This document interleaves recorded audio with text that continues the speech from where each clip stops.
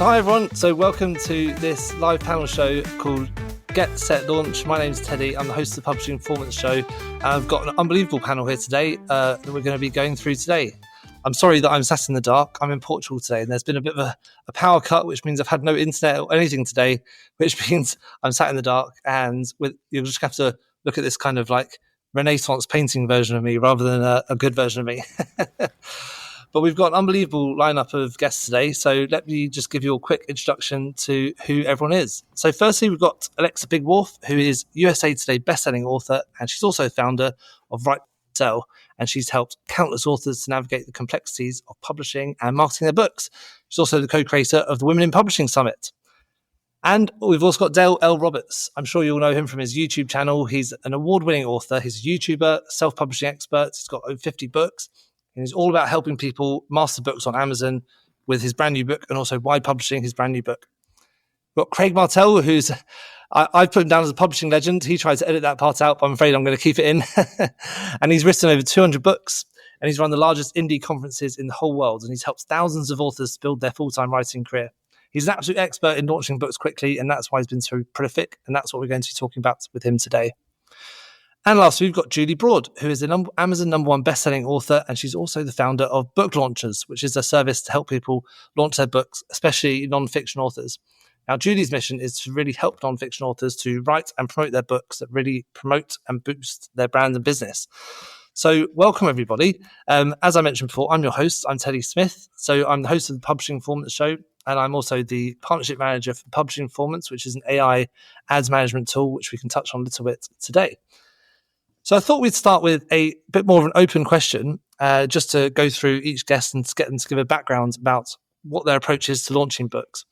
And the first question is, when you think about launching a book, what is the number one thing you believe authors must get right? And we'll start with Craig.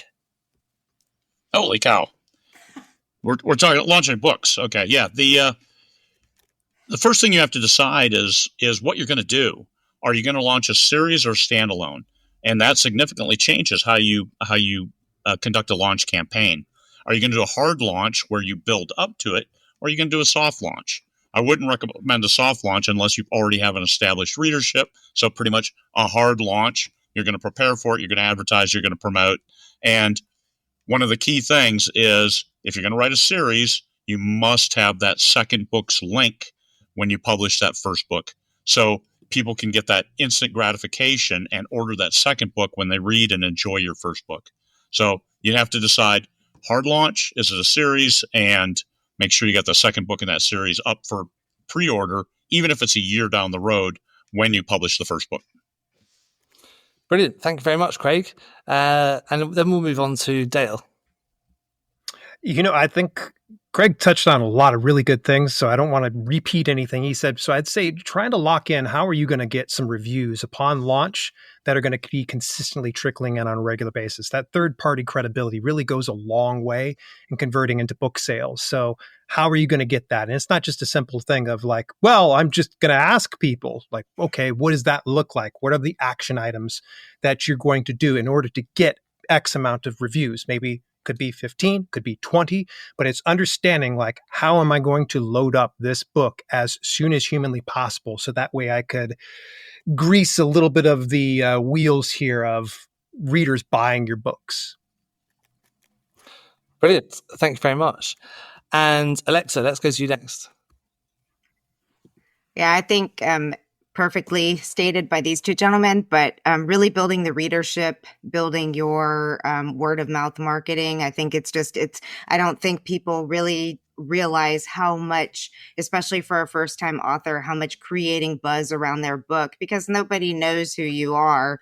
Nobody knows who some of us are after lots and lots of books. So you've got to be out there building that momentum, building the buzz, making sure people are seeing the book everywhere. And there's a lot of different ways to do that, and a lot of approaches to take. But I really want to reiterate one thing that Craig said, and that is the building up of, deciding whether you're doing a hard launch or a soft launch. And really in the beginning, as a first-time author, making sure that you're taking the time to build an email list, to get advanced reader reviews, to get your name out there. Because really, I think it's really hard to stop to build that after the fact, unless your plan is just publishing more books to build that readership along the way. Yeah, definitely. And Julie, let's go to you just for the quick intro question, then we'll go dive a bit deeper into some of the answers we had. Yeah, I think the big key, I mean, they covered so many good things. I don't want to go last again. Thanks. But I think it comes down to really knowing your positioning before you even start writing the book, because a lot of people write a really good book, but it's poorly positioned. So they don't know how they're going to appeal to their specific reader or even how they're going to achieve their goals. Kind of going back to, I'm all nonfiction, but going back to Craig's, is this a series, or, what are we doing with the book? Is knowing that before you start writing so that you can position it so you're set up to succeed, but you're also set up to appeal to a specific reader and actually sell books at the end of this. Yeah, perfect. That's really good answers. Thank you very much. Now, Craig, you mentioned when you were chatting about the difference between the hard launch and the soft launch. Could you go into a bit more detail about what you mean about the two different types of launches there? You bet. In 2017, we launched 10 books in 9 months in a 10-book series. And that was, we only did soft launches because we were delivering a book every 28 days.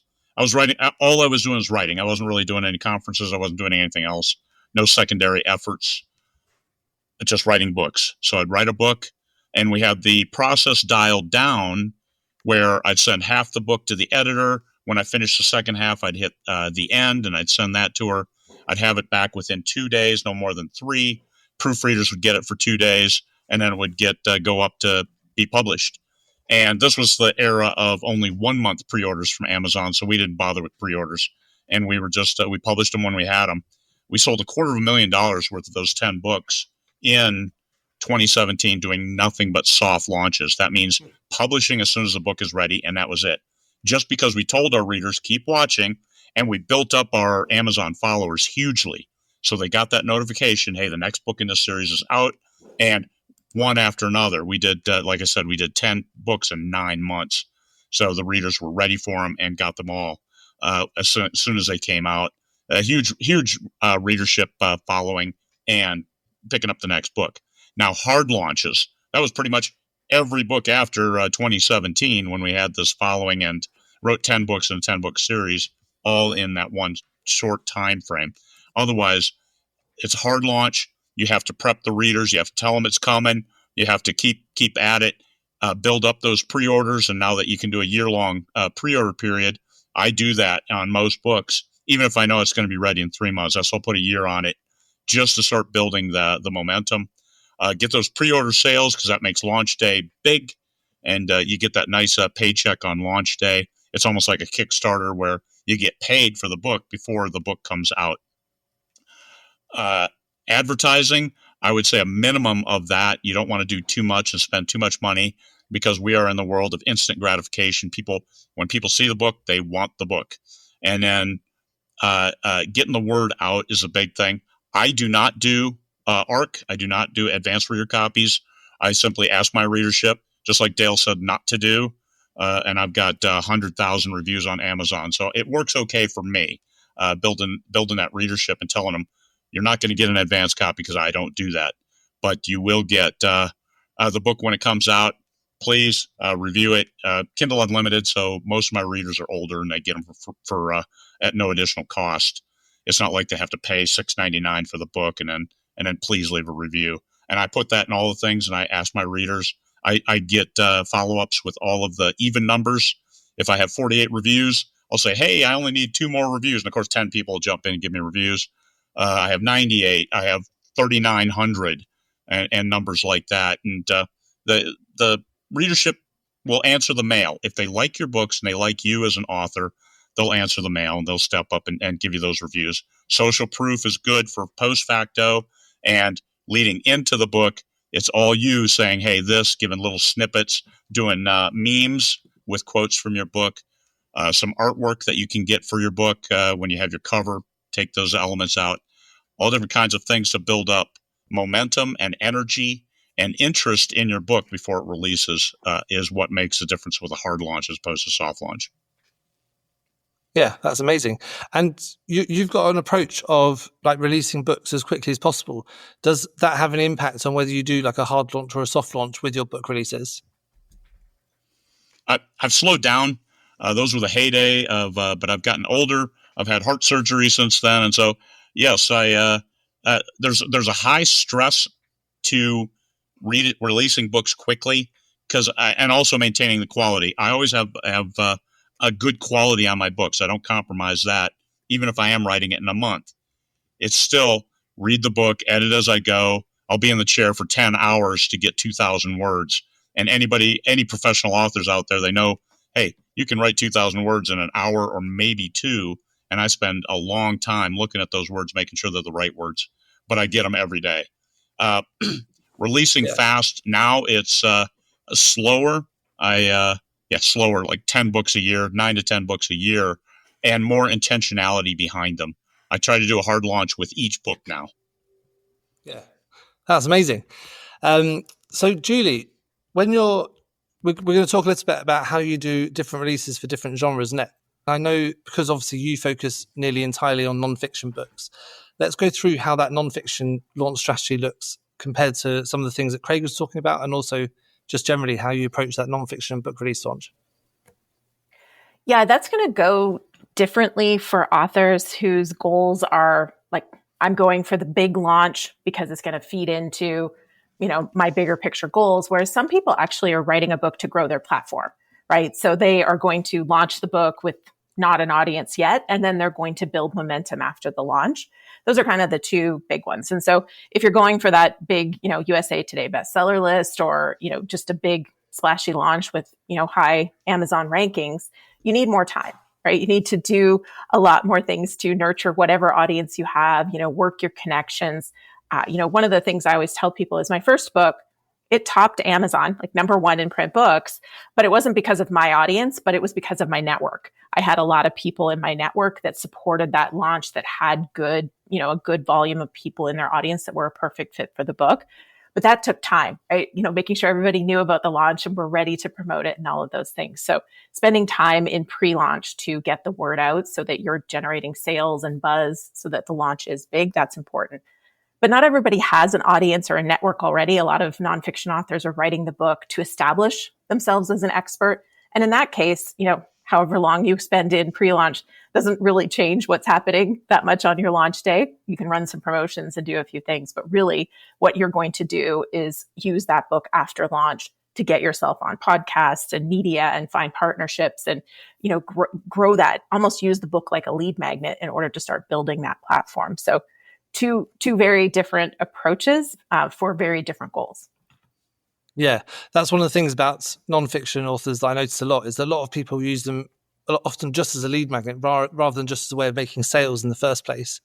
But if you don't have that email list at first, tactics that people can use to maybe start building that email list up, or to use other people's email lists to get their book out in front of people as quickly as possible.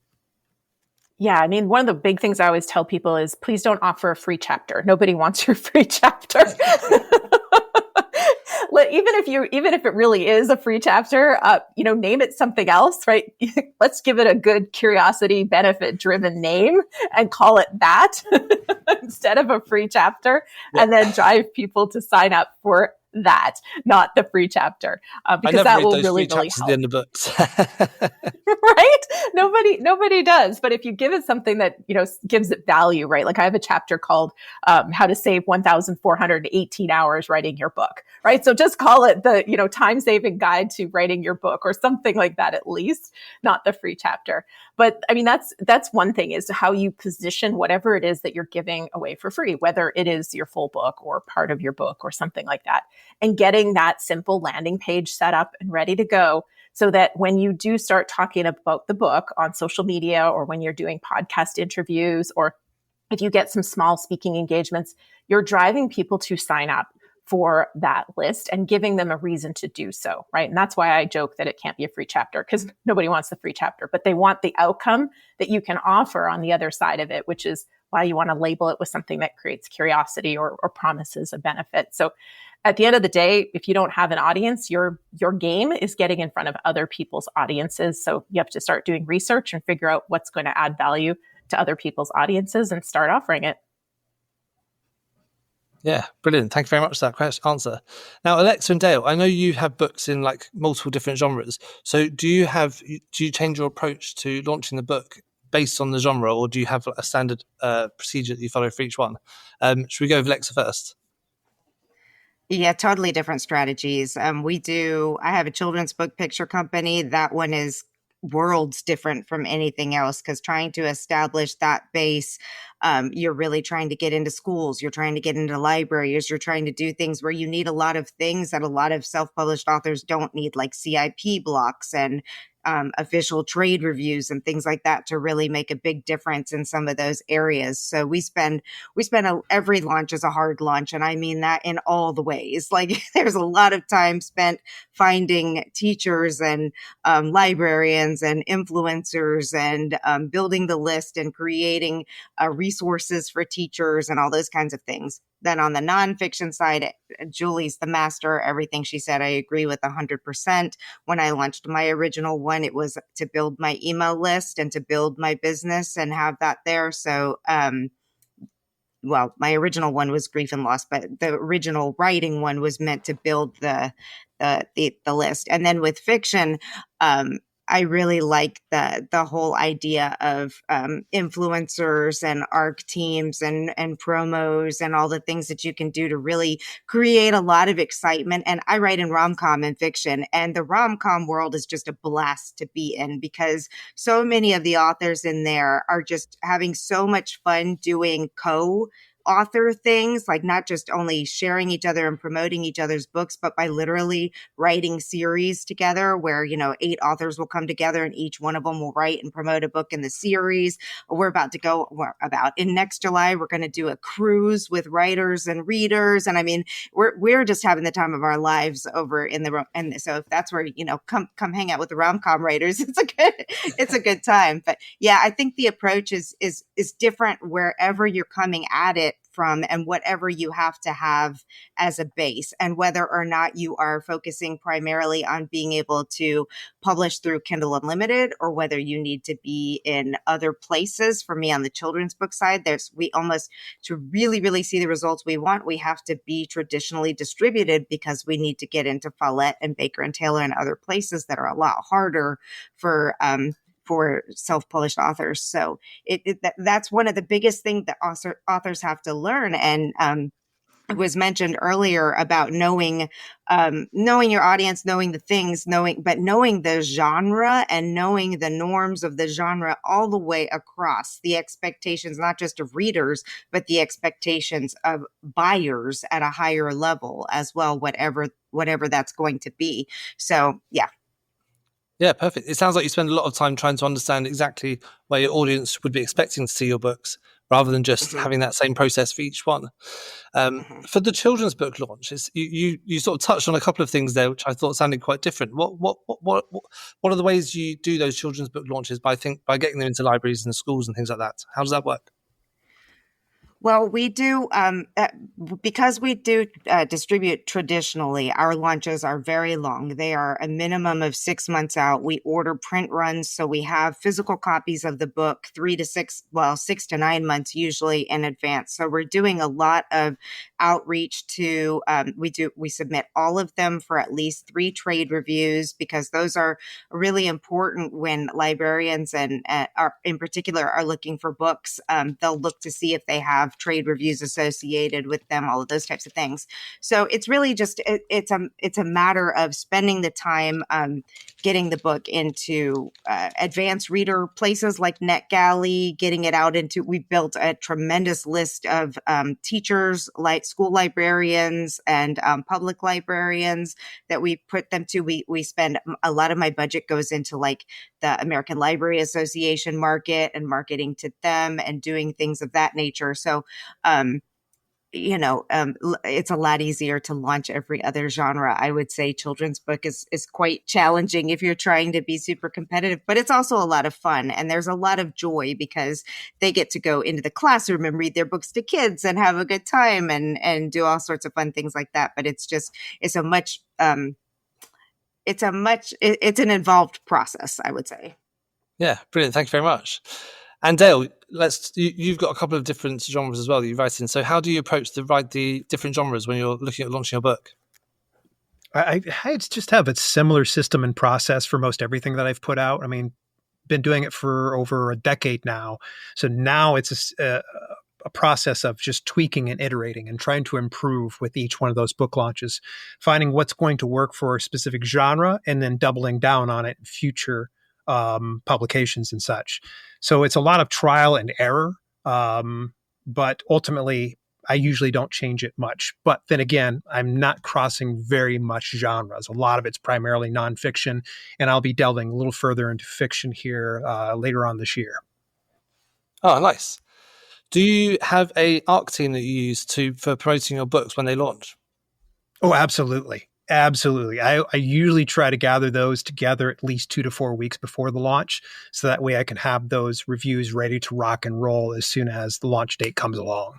It's just a case of trying to communicate that with my readership and getting it out there, because a lot of times they don't know. You could say it a million times and some people are like, I didn't know you had an advanced reader copy out there.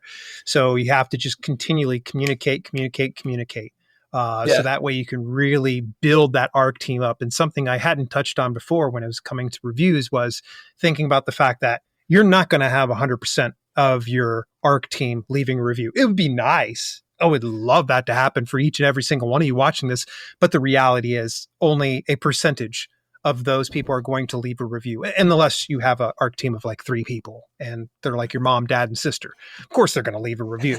But all joking aside, you're going to find that there's going to be a percentage. Generally speaking, I tell people, you're going to see about 33% of people, a third of people leaving a review on launch date, and eventually starts to trickle out. It'd be great if it's closer to 50, 70%. Please make me wrong. I want you to prove me wrong. If you've got an ARC team that can bring in more than a third of them leaving a review, then you've done a good job.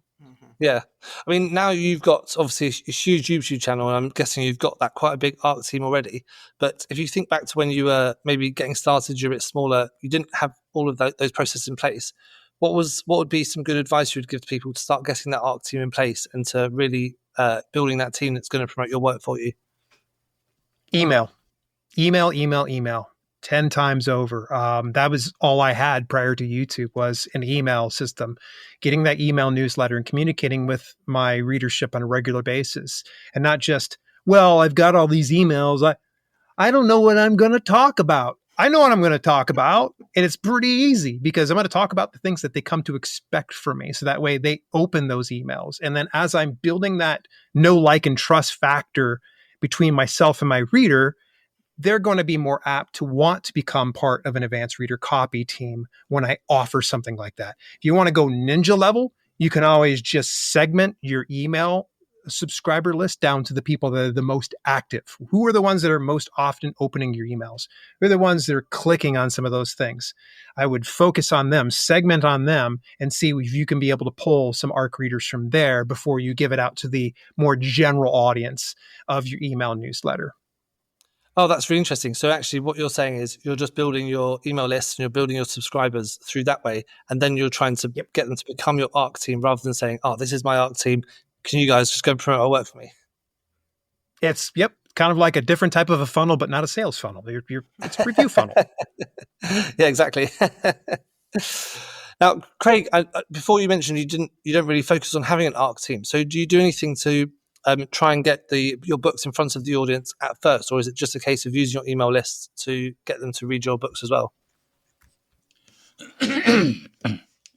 I'm sorry, you kind of broke up there. Could you say that again? Sorry, Craig. You mentioned before about you not really having an ARC team that you use for your books, and you actually just focus more on getting your readers to read your books when it comes out as one of your launch processes.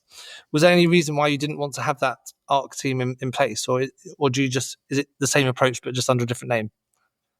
Yes. As Dale said, if you get a third or a half, you're doing well. Well, that would irk me 100 million%. So just like when I first started writing after I retired a second time, and I said, I'm not going to go trad because I absolutely am not going to get a rejection letter. I'm not putting up with that crap. I'm a retired Marine major.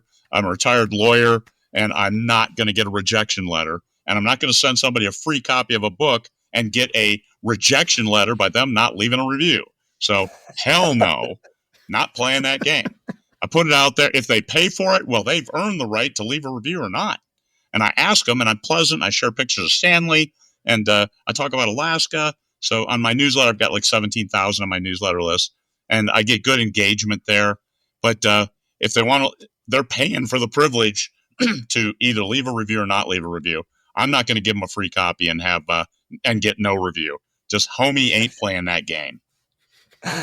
Do you do anything to try and get people to leave reviews for your books? Do you have, and if you obviously you've got that big email list already, do you have any advice for people who are maybe less reviews and less of a list? Be sincere, be yourself. The best thing you can do is be a good person.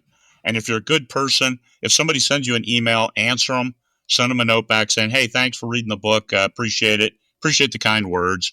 Anything like that. Just be good, and people will be good to you. I get great reviews. I had one book that, I only sold like 200 copies, but I got like 120 reviews, and those were all sold. And so, usually when I first started, it was if you got one review out of 100 book sales, you were doing well. That was standard. And now I probably get one review out of every 10 sales. Wow, that's amazing. Julie, with the nonfiction books and trying to get your advanced reader copies and to get people to review your books as quickly as possible, do you have any tactics that you use for trying to get those reviews in the first place? I mean, not much different than what's been said. The one thing I don't give away free copies very often either. It's usually to very strategic people. Somebody who's got some loud stuff going on there. It's not me. So I usually will let my ARC team know the book is available for 99 cents, right, on Kindle if they want to go grab a copy and buy it. I'm typically not giving away free copies myself unless it's to our existing clients or kind of people in my, like Dale. I'll give Dale a free copy. But beyond that, it's not. I'm usually doing a 99 cent, notification. Hey, it's on sale for 99 cents. You can grab it now on pre-sale. For a lot of our authors, though, we are encouraging them to give our copies. And there's so many great platforms now versus when I started. You kind of had to send a PDF of your book, but now you can use Story Origin or Book Funnel. There's so many great Book Sprout. There's so many great platforms that you can send a secure copy out and do those ARC copies, which wasn't available before, and they help manage the list too and help you kind of know who's posting reviews and follow up. But I'm a little lazy on that regard. I don't pester people. I think I don't like rejection either now after hearing Craig say that. I don't want to deal with the rejection either. So I'll get them to buy the book, and then I don't know who's bought the book, and I'll encourage people to post reviews after. Yeah. Yeah, it'd be nice to be in a position to not worry about rejection, but yeah.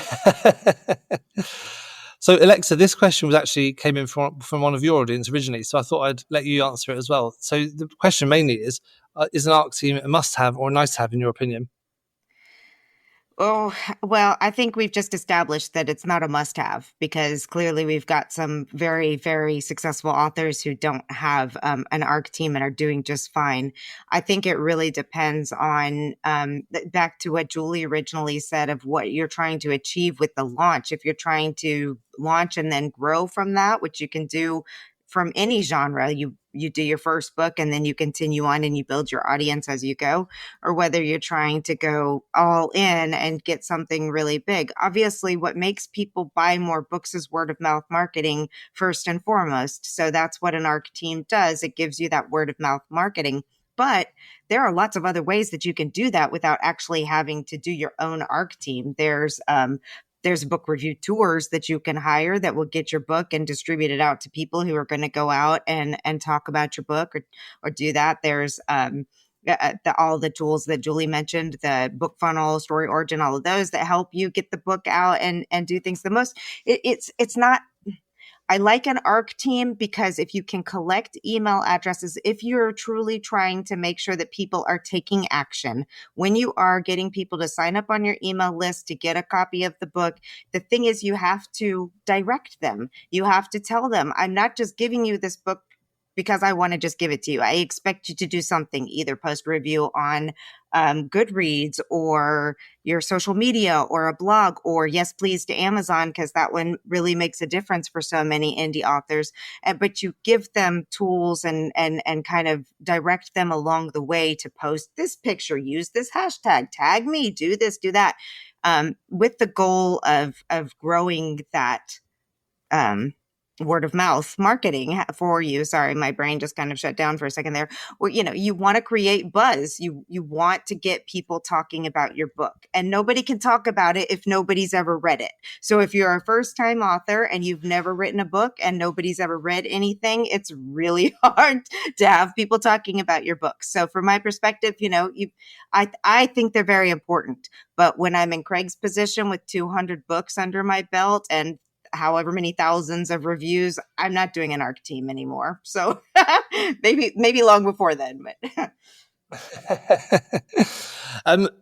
how important do you find reviews, like not on Amazon as well? So if you're talking about reviews on other places, like for example Goodreads, or even more editorial reviews, how impactful do you find those compared to Amazon reviews, Alexa?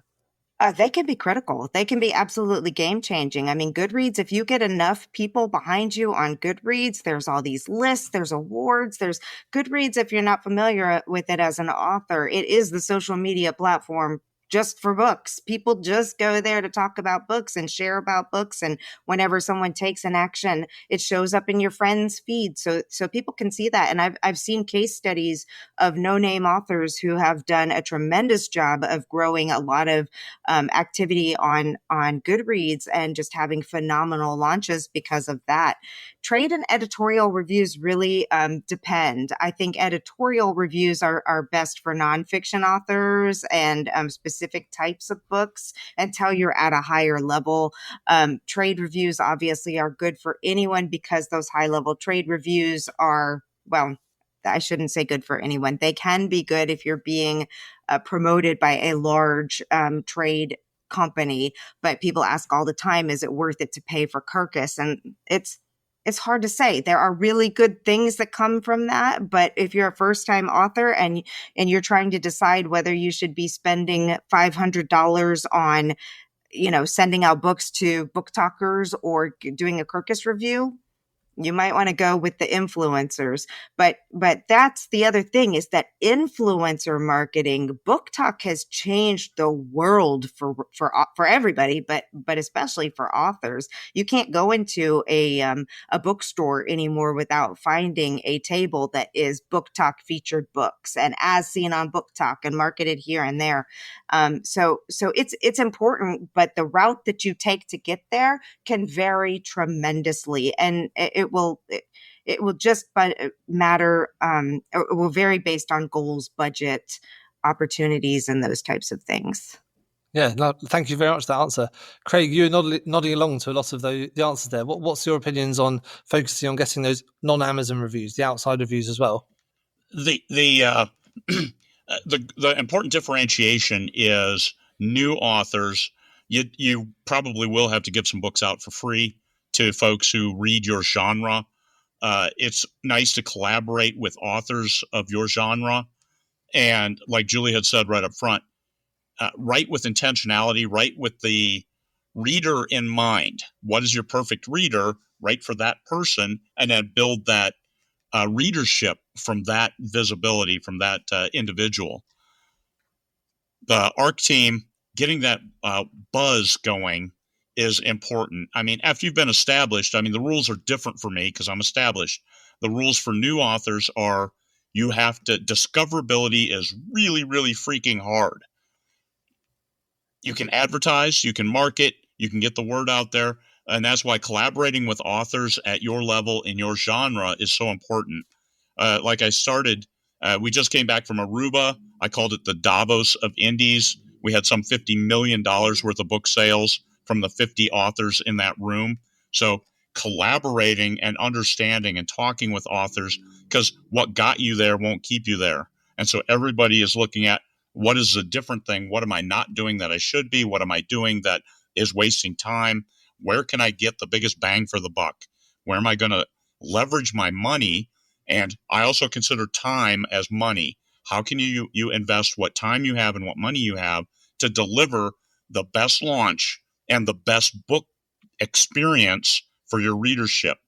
I just canvassed my readership a couple months ago, because I love my thriller series, but sales are tapering off and it's not paying its own way now. So I asked my readership just a blanket question: what would you like to see more of? And I gave them the and 4-1, they want more of my military sci-fi. So, okay, hey, I can see why my thriller readers are falling out and they want that more. So guess what I just wrote? The first in a new series in a military sci-fi, because give the readers what they want. That's what Julie was talking about. And when you're a first-time author, you don't know how to write to that yet. But you know how you learn it? You write and you keep writing. And then you work with that readership, the first people who like your books. Hey, have a conversation, because, hey, you're my first readers. What did you like about the book? What didn't you like? And that will help make you a better writer for the next launch. And then you feed them what they're hungry for and what they like. So that's how you improve your launch from launch to launch. Your very first launch, just like your very first book, it's going to suck. Just accept that. And then if you start up here and you sell 100,000 books with your first launch, your first month, guess what? You're not going to be able to replicate that because you didn't know what you did right. I like people who have bad launches and then you build from there. My first book, I sold like 53 copies, and I think 50 was My Old Man. So it learned the hard way. The wisdom through experience, and experience is bad lessons that you learn from. Don't make the same mistake twice. That's as an author, that's all you need to do, and you'll be fine. Keep writing, keep learning. So keep track, keep a journal or a spreadsheet on here's what I did for the launch, and then improve upon it each time. Cut out what didn't work, add what might work. Try something new until you're getting the launch that you want, which means a pre-order of X, which means a launch ranking of X, even though the rank is relative, it's against other books. But how many page reads are you going to get that first day? How many reviews do you get that first week? What do you have to do to get more? And leverage what's going to give you that 20% of your effort is going to deliver 80% of your revenue. That's a Pareto rule. Find what that 20% is to get that 80% and leverage more of that. I think a lot of people forget that launching a book, especially, is a bit like starting a business, and you've got to have those processes in place so you can know exactly what you can do. Because a lot of people are just stuck in the weeds of writing, being creative, doing that fun stuff without thinking about how they can get a book in front of as many people as possible. And I think that's probably one of the key mistakes we see people make most of the time. Now, when it comes to doing the marketing during your launch, so obviously my background is in Amazon ads, and I do a lot of work with people using AI for their Amazon ads and how they can do that. How they can basically run it without having to do it themselves. But to what extent do ads feature in your launch process, and how important is it to make sure you're getting those right? So we'll start with Dale. So Dale, how do ads feature in the launch process for your books?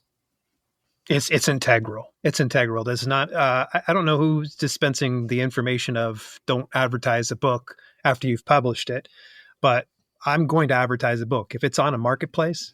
Give me an ad. I'm going to run with it. It is absolutely critical. And when I go to launch a book, I'm running various different types of ads through Amazon ads. Now, I don't venture too far off of Amazon ads. It's what I'm very familiar with. I don't try to attack Facebook ads, BookBub ads, none of that. I'm just real good at Amazon ads. So I think if anybody's trying to find some type of message of like, oh, what can I do? Figure out that advertising system that you want to go with.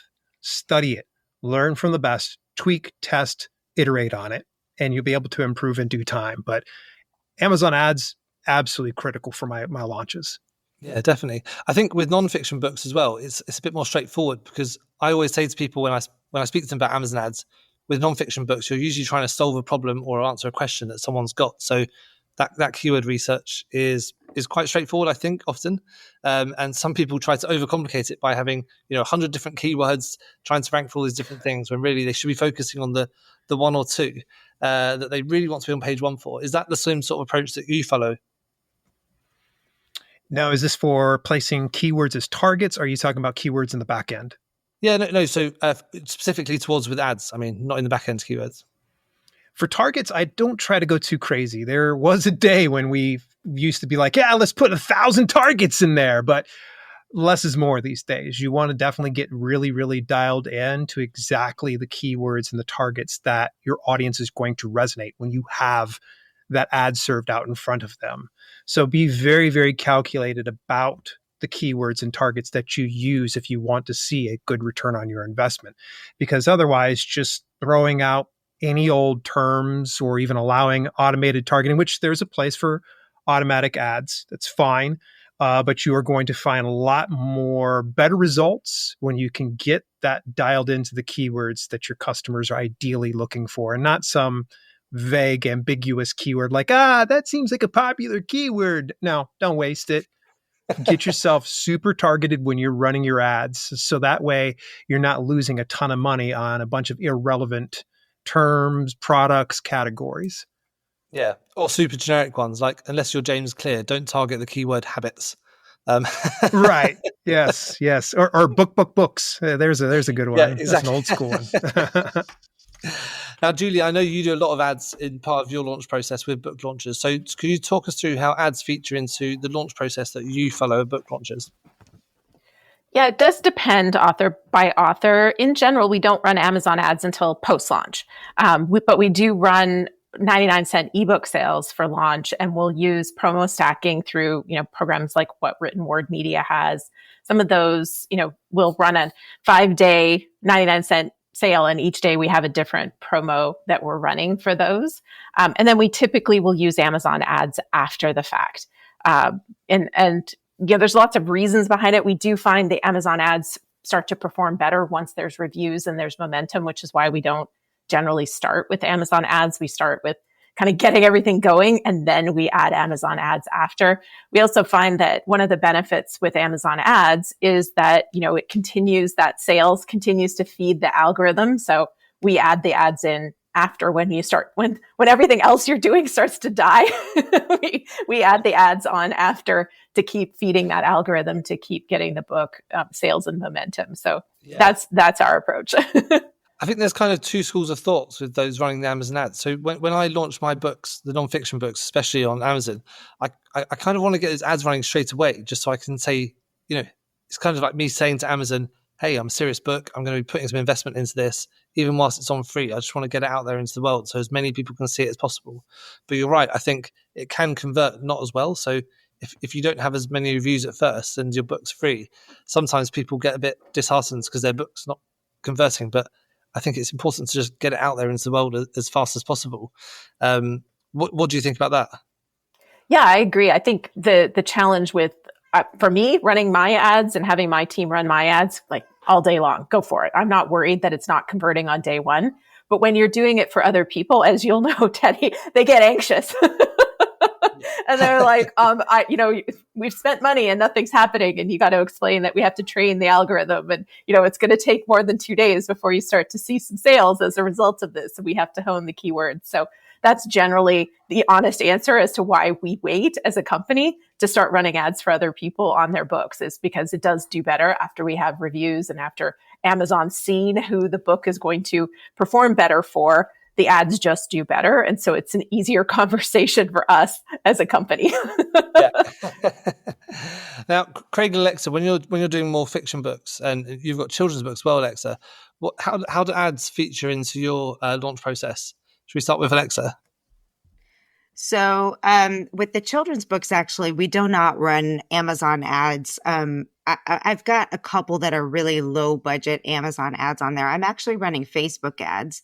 And the reason for that is that the books, children's books, if you think about the most famous children's books today, the best-selling books are still the ones that we grew up with, right? It's very, very hard to break to the top of those lists. So for me, I don't see as much from the Amazon ads, but what we are seeing is really good results on directing people to the Amazon page through Facebook ads, especially since we put the ebooks on KU. And so we've seen an increase of sales on our paperback and hardcover books through that tactic. They get a chance to kind of check it out, see it. Oh, yep, this looks good, and we're going to go ahead and buy it.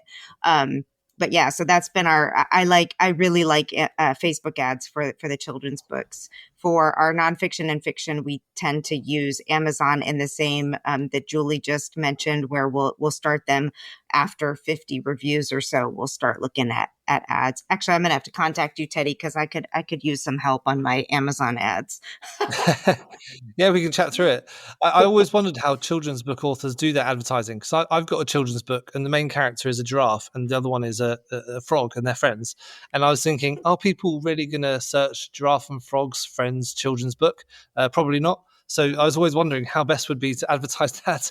And I was thinking maybe it'd be through some of the lessons that you learned in the book, or the keywords could be maybe the lesson for the children, or the outcome, or something like that. Right. But I need to work on that one a bit. Let me know what you find out. Yeah, thanks. Yeah, and Craig, how do ads feature into your launch process? Well, how do ads feature? We just spent a lot of time in Aruba talking about that between the $1 million authors, and you learn a lot of things. Amazon ads. People go to Amazon to buy stuff. Amazon ads, I think, are a foundational element for any business owner, and especially as a writer and publisher. Now, the best thing you can do for your Amazon ad is have a great conversion rate.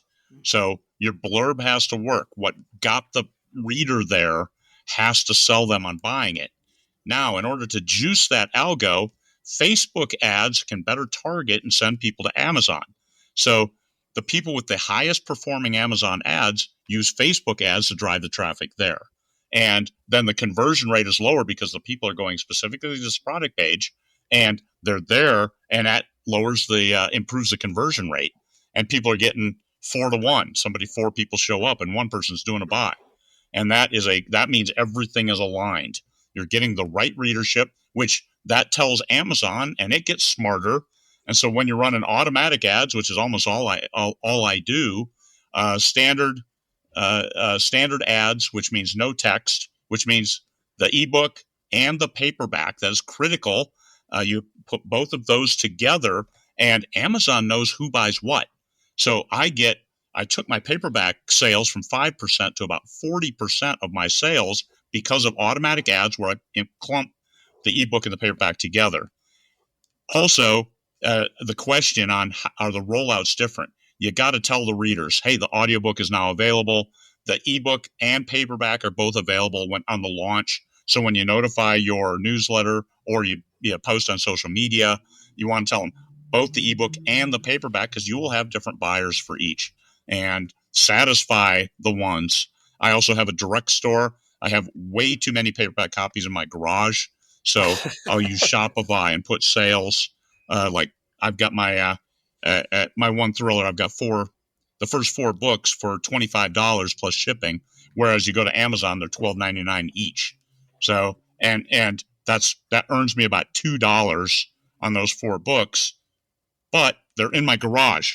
And that money is already spent. That was a failed effort to get into bookstores. And so I've got 200 copies of the first 4 books in that series, 200 copies each. So yes, you do what you have to do to monetize. And also that's good for cash flow, because that cash was gone 2 years ago. But now if I can get $25, that's great. I'll take it. So I make a trip to the post office once or twice a week to drop off books and get them on their way to the new owners, and build that readership, because there's 8 books in that series and there's paperbacks for all of them.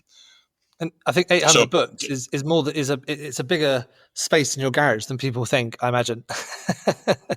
I actually have a 1,300 square foot garage, I have room for my tractor in between the two cars, and then still I have room for probably about 1,000 books there. It's ridiculous how much space we have in our garage, and you don't want to use it like that because you would think there's not that much space because I've got all of these boxes of books. Those need to go away. Find a new home. You've basically got a book hanger. Now, one of the things you talked about just then was you send Facebook ads traffic directly to Amazon rather than going via a landing page. Do you use any tips or tricks to try and track the conversion rate of how those Facebook ads are doing? Because I know that was quite hard, but that's recently become a bit more straightforward. Facebook knows a lot more about its users than you ever will. So the big name authors, and you hear it here first, they're using very, very broad targeting. Like we're talking 250 million, all of the US 18 to 65 plus as the target and no other restrictions. And then putting the book on there, but making a custom graphic that has that this is a book, like a Kindle Unlimited logo on it. So it's very clear what people are getting. And that Amazon will look at that and say, or Facebook will look at that and say, yes, here's a person who buy books and Kindle Unlimited. When you try to restrict it and say Kindle owners, now Facebook screws you. I mean, I had my ads rejected over the past few days, and so I cut all that crap out and just went US only, and that's fine. I published a book in French. I just did France only and no other limitations. And guess what? Working great. So trust that these people know more about their targets. They're not going to show your ad to people who aren't going to buy it. And Facebook is not spending all of my money. Also an oddity.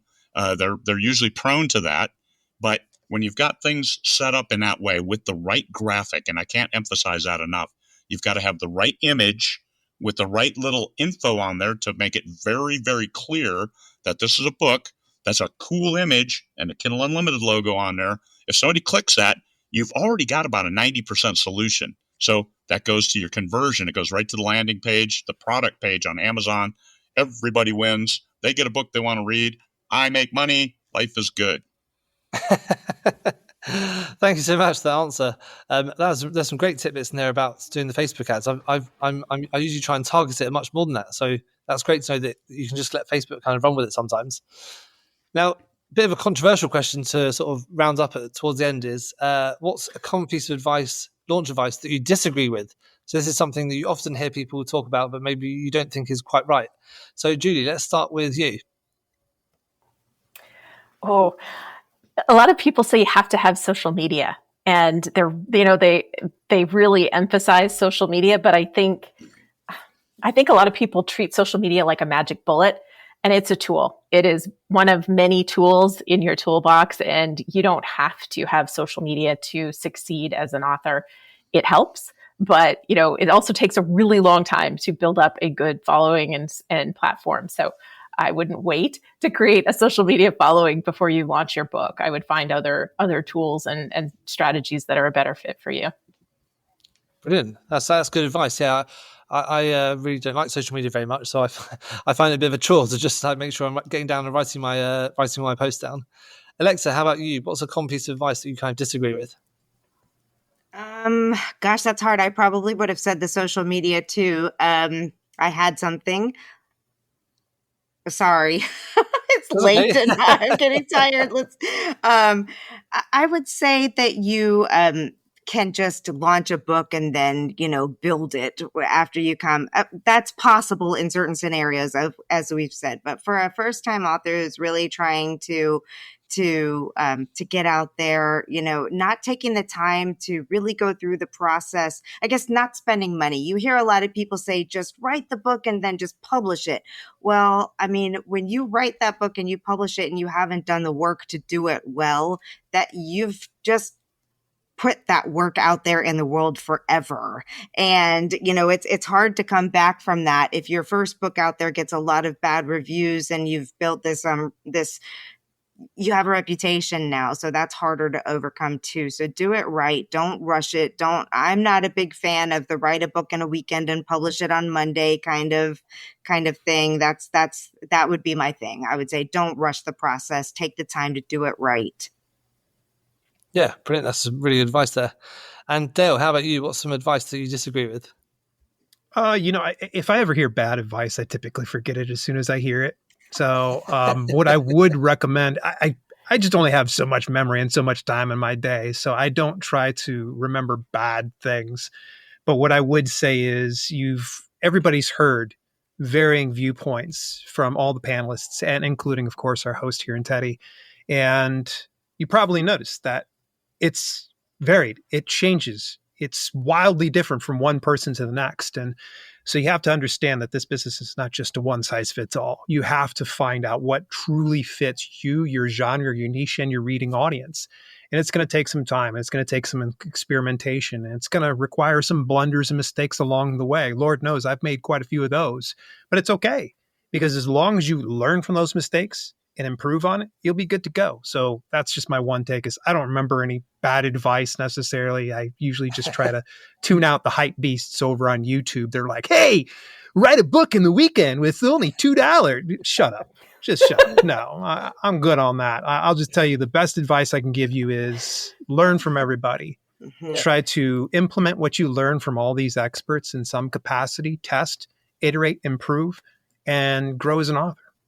Yeah, definitely. I think the main advice I can see, the main trend coming from what everyone's saying is each genre is slightly different. And so you do need to make sure that you're understanding what's working right for your books and how you can learn from that and build on that in future, so that you can make sure you're treating your book business as a business and not just putting stuff out there and just hoping it's going to sell. I think that's probably the biggest takeaway for me so far when you're doing a launch. And Craig, we'll ask the same question to you just before we go. I think the advice I give is pick one social media platform and become an expert in it, as opposed to trying to spread, a mile wide and an inch deep. And Facebook is my platform. And I see, because I'm an author, I have a lot of author friends. I get a lot of ads for the write a book in a weekend. Here, we will publish your book for you. We'll do all of this. We'll get you on a list.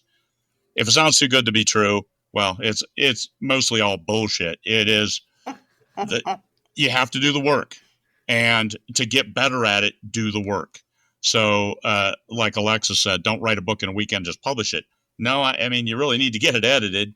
And even if it's a friend, it's still, the better you can get it edited, the more professional the quality of the book, the better you are. So don't fall for any get rich quick schemes. Don't fall for any, I can make you a best-selling author, just pay me $10,000. I mean, I stopped consulting. I used to charge $250 for an hour of my time, 2 Zoom calls, half hour each, and I would review some stuff in between. And I stopped doing that because I saw that the people were counting on me too much to carry them, to make them successful. And that was way too much pressure for me, because I'm not going to take responsibility for your success. So you have to do the work. And that's anybody who says there's a shortcut. Now, you can trade money for time. Like I'm a big fan of the Learn Self-Publishing Ads for Authors course. It's like $850. Oh, that's a lot of money. But you learn a lot of stuff that you could spend a long time with and a lot of money, trial and error. You could take that shortcut of learning through their lessons. So those kinds of things, but you got to trust other people. Don't do it just because you saw a Facebook ad on it.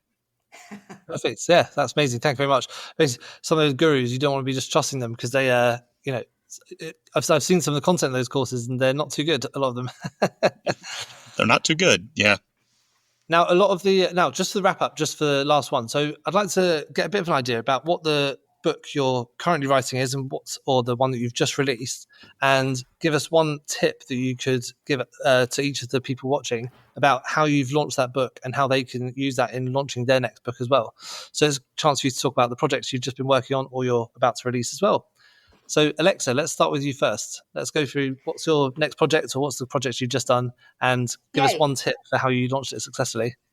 Well, I'm actually working on 2 books right now. I'm working on a kind of a workbook to go along with the course that I run on launching a book, and then I'm working on my 3rd rom-com in my series of fun little light fall in love in France novels. So that neither of them have launched yet, so I can't tell you about the launch success of that one, but of those. But I had a blast by taking my book over to Paris, the first one, because it's called 4 Days in Paris, and like now this is one time where I really did enjoy social media. I was taking pictures of me and my book in front of the Eiffel Tower and getting other people to hold the book and do pictures of the book with fun France stuff, and that was a blast. So I've been having fun with that. Have I seen huge, crazy sales? No, but I'm really happy where I'm at in terms of the sales. And as a first book in a series and my first rom-com series, I'm pretty happy where it's going and where it's growing. And I know it'll get there if I keep putting in the work and having fun with it and publishing good books. Oh, perfect.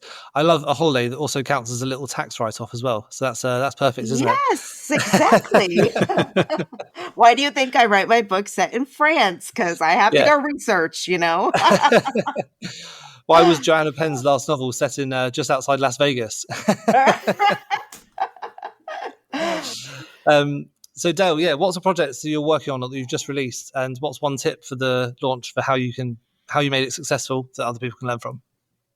My most recent release was the bestseller book launch plan, essentially just guiding people through my entire process from ideation to publication and beyond. And I just wrapped up last night the first draft for YouTube for Authors, and I plan on having that coming out in the next month or two. Just got to make sure I get everything dialed in first before I start to tell people it's going to be coming out. But for the most part, I'm not sure if that covered all the question there. I'll have to be one of your ARC team for that YouTube one, I think. There you go. Yeah. And Julie, what's the project you're working on at the moment or that you've just released, and what was a good launch tip you've got from that project?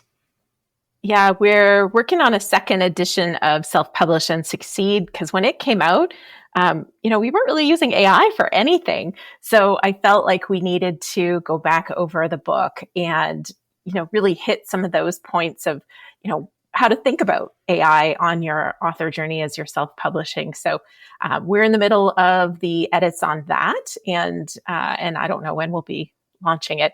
But my one tip is persistence. I think ultimately, and it's a generic tip, not necessarily for this launch, but you might get tired about talking about your books. I do.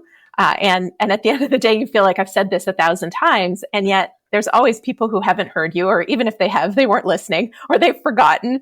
And so I think it's really important to keep going and always go back to that original reader that you wrote the book for, and, realize that it's your job to make sure that reader knows about your book so that you can start, connecting with them and supporting them. And in our case, most of our authors are writing their book for impact and income purposes. So, persistence, I think, is the big tip for that.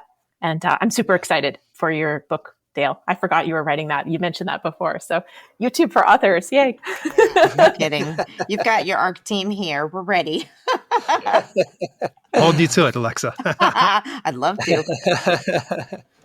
Thank you very much, Julie. And lastly, Craig, what's the project you're working on at the moment, and what's one tip you can give for how you're going to launch that book? Well, I got the sequel to this book, Defiant, back yesterday from the editor, 146K words, just a beast. And that I ended that series at 2 books because the first book did not sell anywhere near as well as I wanted. But I wrote it as a testimonial to my old man, and the second book, same. But I wrapped up that series at 2 books, right with the reader in mind. And that's why the new book that I just finished and sent to my editor today, which is 65,000 words is all, I sent that one on. And that was with the reader in mind. Canvas, what do you want more of? Yes, here you go. You're getting more of it. Some stompy robots and some soldier things and issues and concerns and small team dynamics. So right with the reader in mind, it makes your launch a whole lot easier because you know the reader. You can target the readership.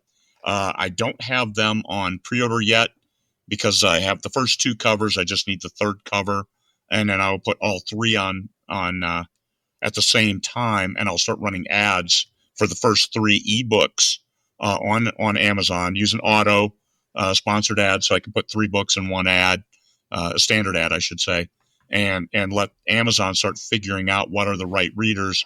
I'll tag in the blurb, if you liked this book, then you should like this book. That kind of approach helps train the algo. Yeah. What I love about this conversation we've had today is that basically everyone's talking about the tactics that everyone knows about, but it's basically just saying you've just got to use them, you've got to iterate them, you've got to learn if they're working for you, and you've got to try and just put that effort into making sure you're running things in processes and making sure you're just doing the work rather than just listening about these things and trying to think too much about what could be working rather than just doing the work and saying this is actually now working and we can learn from that in future. And I feel like that's the biggest takeaway from today. There's best practices for a reason. So yeah, exactly. Yeah. And it's what Craig said. You just got to do the work. Well, thank you very much, everyone, for joining today. I really appreciate your time in coming. It's been amazing to get so many great people onto the panel show, and thank you so much for everyone who's come to listen. A recording of this will be saved on YouTube, and I'll email it to everyone who signed up as well, so that you can watch it again later. And just by magic, my power's come on in the last sort of 10 minutes. You were in the light all of a sudden. Yeah. So Portugal is back on the grid. So that is funny. That is funny. You're going to see, if people watching this replay are going to see me go from like a little weird black and white thing in the corner, like a little goblin, to suddenly looking exactly like Dale Roberts again. Where's your orange shirt? Where's your orange shirt, man? I wore an orange shirt in a YouTube shorts about last week, and someone was like, "Is that Dale?" So yeah, thank you so much, everyone. It's been great chatting to you. Thank you. I hope you've all got loads out of today's show. Great guest. Sorry for bombarding time. You guys are really smart about this stuff, and it was good to hear what your thoughts were and what you did for your success. Thank you. Great panel. Thanks very much, Craig. Really appreciate that. We'll see you later, everyone. Bye. Bye. Bye. Thank you so much for tuning into the Publishing Performance Podcast. I really hope you found today's episode inspiring. I love chatting to authors, writers, and people in the publishing world. Now, just before we wrap up, let me tell you about Publishing Performance, the #1 platform for authors who want to increase Amazon book sales, but I'm not really sure where to start. Now, this show is all about helping you to sell more books. And if you're looking to boost your publishing game and to maximize your book's potential on Amazon, then Publishing Performance is designed to help authors just like you to grow your readership and to reach a much wider audience. Now, I know that Amazon ads can be slightly complicated, which is why Publishing Performance is like having a personalized ad account manager to create your ad campaigns, to choose your best keywords, and to make adjustments in real time. Now, if you're investing in ads, you really want to make sure that your investment is being used effectively, and Publishing Performance does just that. It aims to make your budget go further, improve your organic rank, and target keywords more effectively. Just go to publishingperformance.com to get started with Amazon ads for just $1.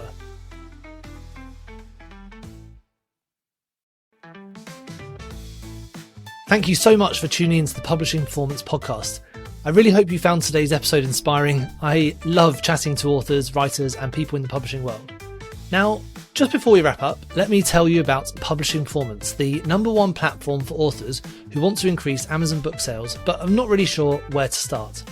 Now, this show is all about helping you to sell more books. And if you're looking to boost your publishing game and to maximize your book's potential on Amazon, then Publishing Performance is designed to help authors just like you to grow your readership and to reach a much wider audience. Now, I know that Amazon ads can be slightly complicated, which is why Publishing Performance is like having a personalized ad account manager to create your ad campaigns, to choose your best keywords, and to make adjustments in real time. Now, if you're investing in ads, you really want to make sure that your investment is being used effectively, and Publishing Performance does just that.